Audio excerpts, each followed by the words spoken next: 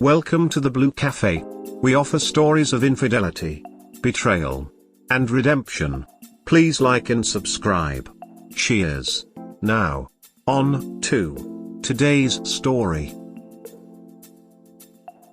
If you were to see your ex 5 to 10 years from now, could you sit down with them and reminisce about your relationship, or would you walk away? No way. I'd walk away so fast, I'd pretty much sprint out of there. My ex is a sociopathic, sadistic, compulsive liar and gaslighter, so I'd pass on the opportunity. Walk away. A dormant virus is still a virus. It's been 4 years, a conversation was almost ignited, but I shut it down. There is a whole future to be built. Why waste time trying to dig through the past and process whatever is already done? Been there, done that. 0 stars would not recommend. We have a child together, so I'm forced to see him regularly. I personally really look forward to the day I never have to see that douche again. I actually can't even wait till my son is old enough to drive himself between our 2 houses. Being that it's been 6 years since D-Day, and about that same amount of time since our separation/divorce. Hell no. I'm just a few more years away from having no obligations to be in contact. I don't think we could reminisce. She'd probably walk away. But I would be open to at least giving each other some closure. Or more like, giving her closure. It really depends on the ex. I just started talking to an ex I haven't seen in 10 years, parted ways with no hard feelings towards each other. We've been reminiscing about the past. It's been weirdly therapeutic and has given us both a little bit of closure about the past. Hell no. We had been seeing each other for 6 months then. When I asked if we were relationship bound, she disclosed that she had 2 kids. When I asked why she didn't tell me, her answer was, I didn't ask. I swiftly kicked her out of my house and life forever. Foe. Yo, what the duck. Glad you hightailed it out of there. Hell yeah. I ignored the red flags because she was sexy AF. Ran into her at a club a few months later and she tried to get at me, but I bounced right away. F that. I would have left. Turning to the past that brought you pain is a dead end. Cheating has no statute of limitations, even for reminiscences. My first ex-wife had no problem talking to her all the time, even though she is married again with children. No, my girlfriend, now that I'm about ready to pack my shit up and leave, no, I wouldn't. Not much to reminisce about, it was one-sided. She left me for some other guy. Been 4 years so far and it still ducks with my self-esteem. I've sat with my ex recently from a relationship 20 years ago. We don't really reminisce on the old days because it was toxic. We're different people now, of course.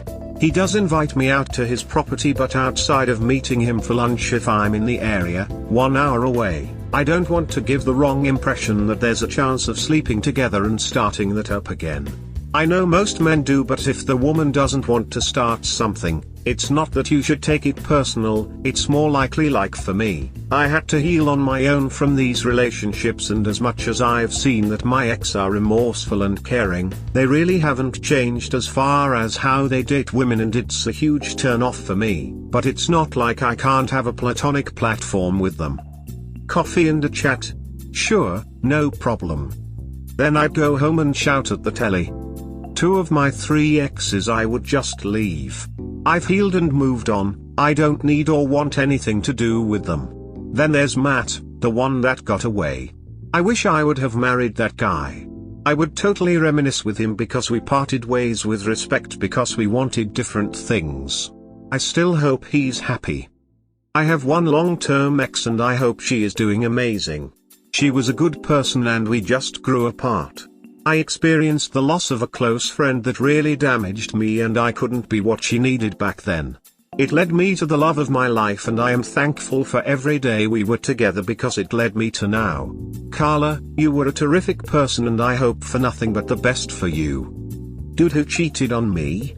Hell no. I do have an ex I would do that with, but the breakup had nothing to do with infidelity. Is it just me who wouldn't particularly care? It's awkward, sure, I'd probably smile at them and walk away.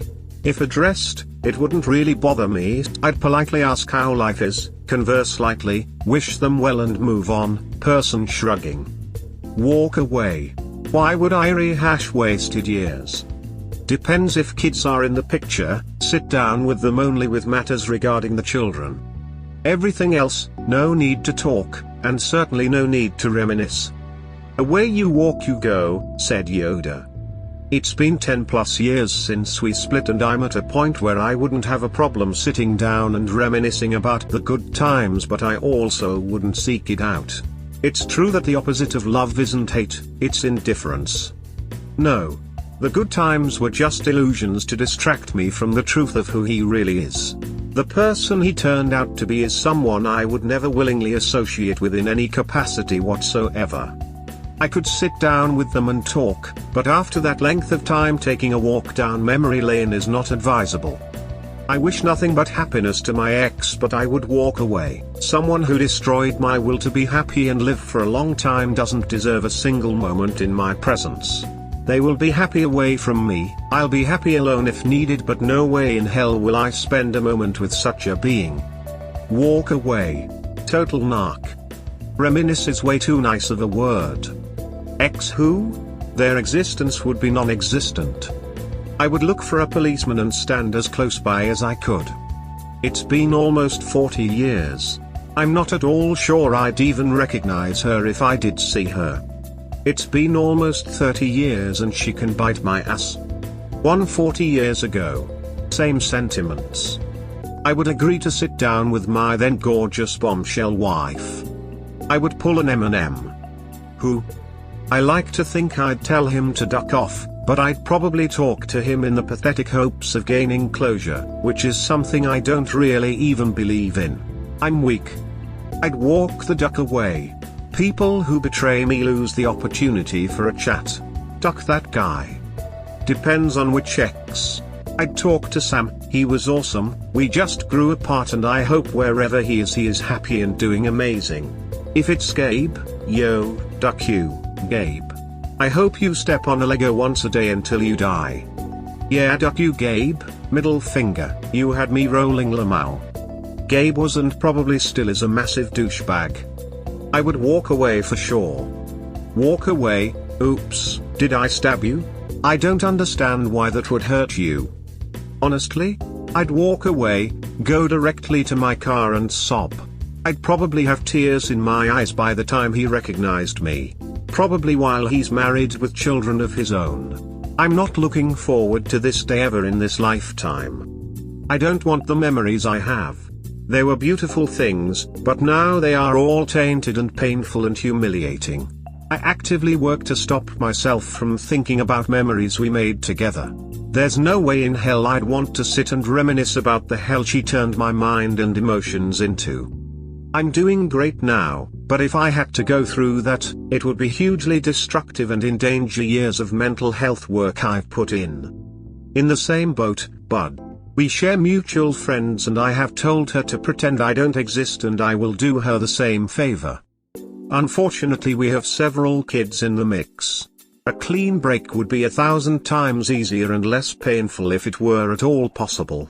I've grown, over the past few years, from the point of thinking about suicide all day every day to where I am now. Haven't had a suicidal ideation in at least a year, probably longer than that. Depression isn't controlling my life anymore. Now my bouts of depression are things that happen maybe once every 6 weeks, 3 months, and generally only last a few hours, a day at most. But every time the depression does hit, it's either because I've had some interaction with her or because a memory involving her has triggered it. My relationship with her was, without question, the worst thing that has ever happened to me, and I sincerely hope nothing else ever beats it. I would not even acknowledge her. She is where she belongs and that's in the past. A few years ago I went to a woman's 80th birthday party and her first husband, a serial cheater who had left her for another woman 40 years earlier, was in attendance. They were perfectly civil but I don't think they had a deep convo. So I don't know, maybe give it 40 years and don't expect to talk about anything deep. Probably just one of those "you're one of my only living acquaintances" things. Walk away 100%. Any good memories I can think of are tainted by the bad. Duckface is an evil, abusive monster. He's dead to me and I never want anything to do with him again. I broke it off with her and moved on and am doing very well. I wouldn't have a problem having a short sit down. She honestly wasn't a terrible person, she just made a terrible decision and I was not going to move past it and knew it quickly. Hopefully she's fine. Best answer. There's really no objective scale for this question. Every relationship is totally different. This wouldn't be the best answer for someone who was assaulted or held against their will or any kind of unacceptable abuse. I wish my ex well, hope she learned from what she did, but there's no reason for me to ever risk letting her back into my life. She was a manipulator, a liar, put me at risk constantly, gaslit me and my friends, refused to take responsibility. No reason to risk it. I have better things to do, like sit and have lunch with a stranger. He's been dead for several years now, so I'm probably going to freak out first and then we can have a talk about how badly he affected me and my life. We hope you have enjoyed today's episode. Please comment, like and subscribe. Cheers. Have a wonderful day or night, wherever you are.